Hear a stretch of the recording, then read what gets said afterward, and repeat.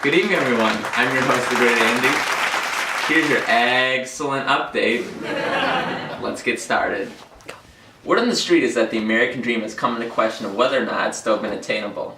Best-selling novels such as The Great Gatsby by F. Scott Fitzgerald have been used to support and refute the American dream. Here to comment, Nick Carraway. Thanks for having me on. No problem. So do you mind giving your input on whether or not the American dream is still attainable? You know, since the novel you're in is kind of based around it? Well, I happen to be a living example of this, if you know what I mean. What do you mean?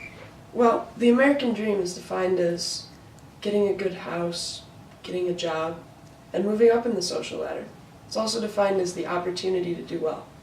And? Well, take my novel, The Great Gatsby. What was one of the first things I established in the novel? As stated in the novel, after the war, instead of being the warm center of the world, the Midwest kind of seemed like the ragged end of the universe. So, I decided to go east and learn the bond business. So, things don't always stay good forever. Things kind of went to ashes in New York. Excuse my pun. After my amigo, Gatsby, went up and got shot around the block. So what did I do? I packed my things up and I hit the high road. Traveled back to my home, the Midwest. So wait. Fitzgerald actually meant to support the American dream in his novel? Well, he didn't do a very good job refuting it, if you know what I mean. Thanks so much, Nick. Thanks for having me.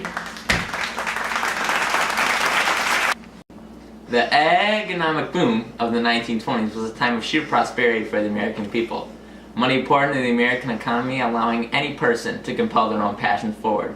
Our next guest defies the word opportunity, growing from a poor man into a booming business icon. Please welcome Mr. Jay Gatz. Hey, old sport. How you doing? Thanks for inviting me on the show. Can I ask, will this be viewed over on the East Egg? I got a special someone who I'm hoping sees this. Haha. Anyway, Jay, you mind just poking your mind on not only the issue of the current economic success, but also the prohibition as well, you know, since that's kind of a hot topic right now. Oh man, I'm living the dream. Life's great. Couldn't get much better. Making tons of money, throwing massive parties, living the high life, you know? This prohibition has been the best thing that's ever happened to me in my life. I mean, look at me, old sport. You know where I got these shirts? I got a man in England who buys me clothes. He sends over a selection of these at the beginning of each season, fall and spring. Oh my god, these shirts, they're beautiful. Haha, well they are very beautiful shirts, Mr. Gatsby. Anyway, many have come to criticize the prohibition as an anti-American policy, denying people basic freedom. Your thoughts? Well, let's put it this way. I have a massive party every weekend with tons of booze. Yet, is such a law ever strictly enforced? It's like the government wants people to make some tax-free money. The prohibition is the creation of opportunity. I mean, when one door closes, another one opens. Tell me, how do you think all this ties into the American dream? well, my old sport over there defined it best. Opportunity, advancement, and most importantly, the pursuit of happiness. That's all. What this country is founded. That's not to say times won't get hard, but the good times always will rebound. It's a matter of taking the hand you're dealt and using that to create your own luck. This country has given you the tools, so use them.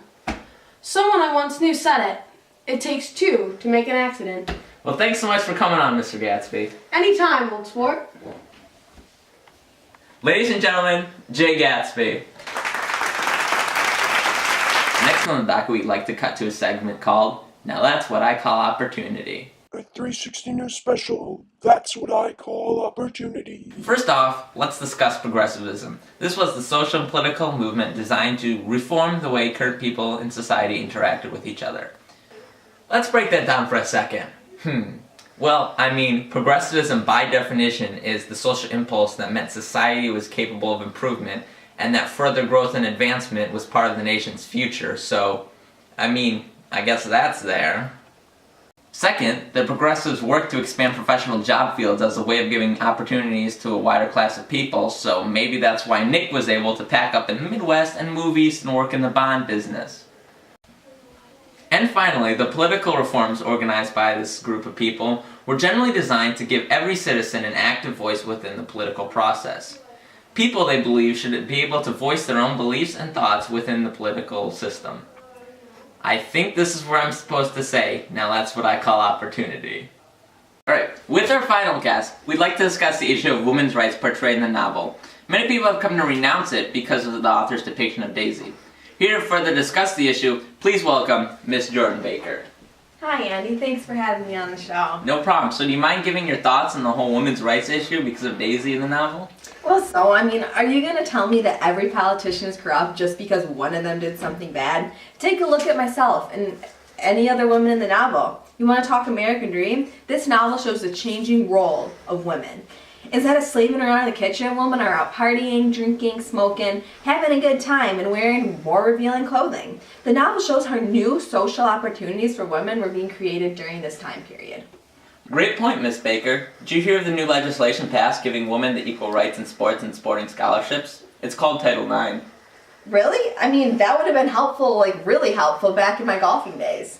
Well, you gotta remember, whenever you feel like criticizing someone, just remember, not all people have had the same advantages you've had. Thanks for coming on, Miss Baker. Thank you. Miss Jordan Baker, ladies and gentlemen. So to give a recap of today's show, we've got a man who is living in the West and decided to move East, most likely due to job expansion created by the progressives. We've got another man who went from being really poor to extremely rich due to supposedly politically flawed legislation. And now we have women creating new social opportunities for themselves, partying, smoking, drinking. Well, wait, what is that? Hey, I'm Scott Fitzgerald. The prosecution of the American Dream just called and they said you can have your novel back. Ladies and gentlemen, tomorrow we will run faster, stretch our arms out farther. Thank you all for coming. Have a nice night.